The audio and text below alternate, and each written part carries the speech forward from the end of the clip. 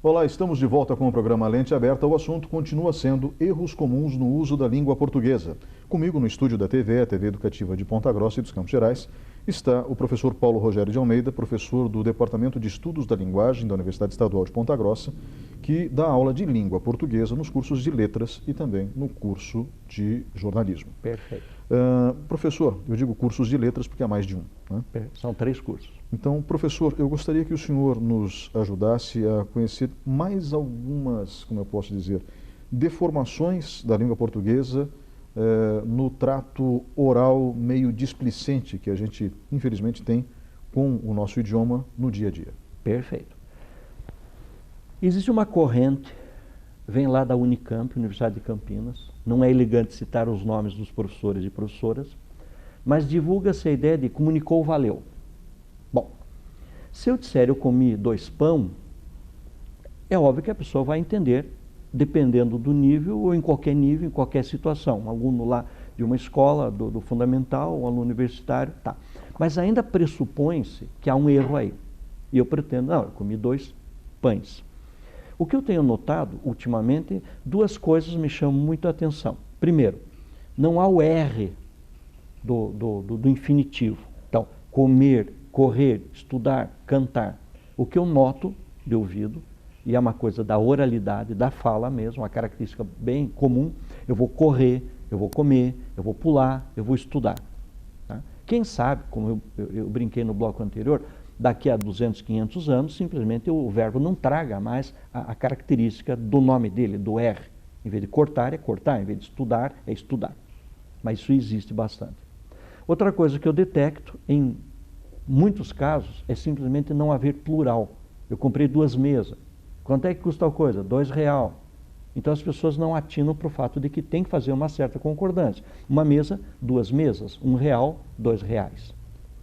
Uma outra coisa que é interessante também, eu falei 2, mas dá para acrescentar mais uma, é o D do gerúndio. Então, cantando, viajando, indo. Muitas e muitas pessoas, isso não é de pessoas mais simples, não tem nada a ver com pessoas do interior ou da cidade, não, nada. É simplesmente, eu estou estudando, eu estou indo, eu estou fazendo. Né? É uma coisa que talvez venha a ser uma característica, eu espero que não, mas cria um atrito dentro da forma, isso é correto e aquilo não é correto, embora seja uma característica da fala.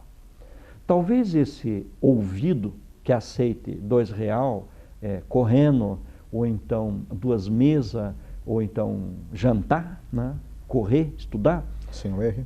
Sem o R, tem a ver com uma questão visual, da pessoa não colocar na memória visual a forma correta da escrita. Grafia, orto correta, ortografia, a escrita correta. E, inclusive, eu tenho um curso bem interessante, ele dura assim 5, 7, 10 minutos, chamado Pecados da Língua, agora na versão 4.0. Ele é interessante porque ele é quase todo com imagens que eu tiro com o celular, os alunos enviam, os acadêmicos enviam para mim, coisas assim muito engraçadas, de coisas que não sei como é que surgiram. Num supermercado da cidade, obviamente não citarei o nome, açúcar fefinado, em vez de refinado. O fefinado é ótimo. O fefinado ficou legal, né? Ou a pessoa não fechou direito, então, não sei o que tem, mas, né? Num outro supermercado, por exemplo, pera. Ora, antes da reforma ortográfica, que foi, digamos, oficializada de 2008 e passou a vigorar de 2009 para cá, tá? A palavra pera, fruta, tinha o circunflexo, para diferenciar de pera, que é a corruptela, ou seja, a forma errada, fala, espera aí, pera aí. Então tinha acento agudo no pera e circunflexo no pera. De 2009 para cá, caiu. Mas eu canso de encontrar, canso não fica elegante. Assim, eu encontro várias vezes pera com acento e, pasme, achei perã. O circunflexo foi no A, em vez de no E. Então não ficou pera, ficou perã num certo supermercado. Tirei a foto com o celular, está no curso lá que é bastante interessante. Qualquer hora que desejar, a gente pode mostrar. Eu acredito que deva ser hilário. Né? É alguma coisa divertida nesse sentido.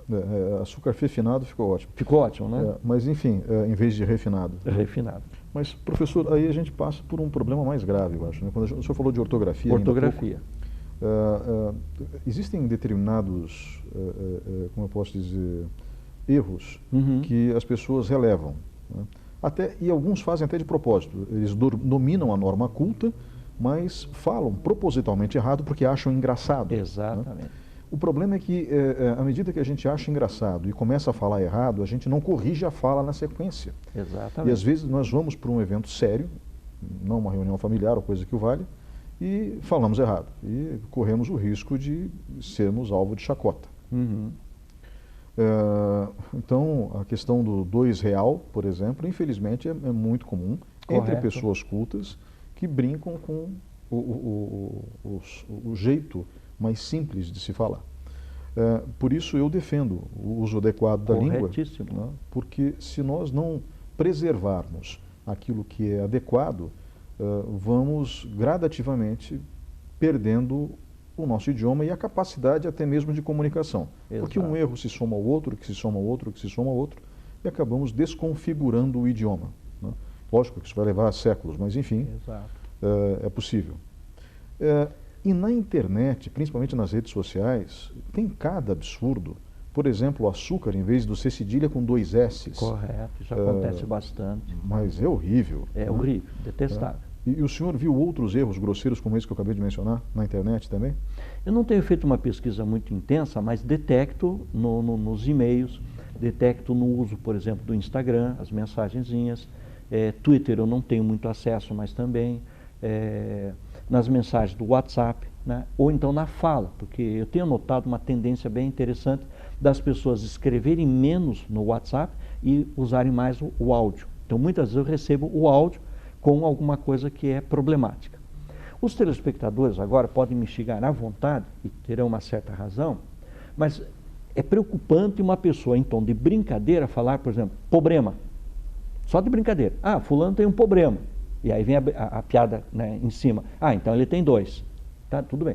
Só que o uso repetitivo, o uso cotidiano, faz a pessoa se condicionar e, de repente, na hora de falar o problema, fala o errado. Isso é verdade. É muito comum isso aí. Assim como um certo comediante, já falecido, né, que usava várias expressões no programa dele, eram 4 comediantes, programa de uma rede televisiva de bastante alcance, e várias expressões caíram no gosto popular e ficaram tempo, e as pessoas repetiam. Uma das expressões, inclusive, virou nome de uma cerveja. Exato. Melhor não citar o nome do comediante e da cerveja, mas aí muito boa, por sinal. É boa, que bom, eu não provei ainda, mas vamos lá. Só que, como eu digo, a pessoa se condiciona. Então, uma coisa muito séria é o fenômeno língua, a escrita, o fenômeno fala, oralidade, não é propriamente errado. Tem o fator comunicação, você está comunicando coisas para as pessoas. Mas no momento em que as pessoas estão levando esses caracteres, essas características, essas variações da fala para a língua, comprometem a escrita, a ortografia. Então, por isso é necessário ler muito. Ler muito. Bons livros, diga-se de passagem. Correto. Né? Ou seja, a gente não se fixar apenas na leitura dos textos das redes sociais. Sim. Né? Ler bons jornais, boas revistas que tenham boas equipes de redatores. Correto. Preocupados com o uso da língua também. E, ao mesmo tempo, se for necessário, consultar o dicionário online ou o dicionário físico, bem como confiar minimamente no corretor de texto. Que, aliás, eu não quero xingar, mas muitas vezes o editor de textos corrige sem necessidade, não está atualizado com a reforma ortográfica, ou do celular também. Ele não aceita uma palavra, não sei porquê, mas não aceita, tem que ser substituída. Ou na pressa, o sistema de, por exemplo, ele adiantar a escrita no celular, a pessoa sem querer bate ali e escreve uma coisa que não era o que queria. Isso acontece direto. Muito comum. Mas pelo menos o corretor te dá sugestões, né? Que são ajuda. Normalmente corretas. Exato. Professor, é necessária então a dedicação de todos nós, inclusive eu, né? Acredito, o senhor já está num outro nível, mas enfim. Não, que é isso. A dedicação de todos nós a uma leitura diária mais assídua? Entendo fundamental. E olha, quero defender a seguinte, por exemplo, o livro é caro. Talvez seja, mas já há versões digitais. Em alguns países a venda de versões digitais supera a venda de livros físicos. Isso não quer dizer que as livrarias se acabaram, as editoras em absoluto. E aí parece que estou fazendo propaganda, mas não é. Existem 2 ou 3 modelos, ou 2 ou 3 marcas de aparelhos São chamados e-readers, ou seja, leitores eletrônicos. Eles são finos, baratos, talvez 200, 300 reais em 10 vezes, digamos, e ali a pessoa coloca o livro.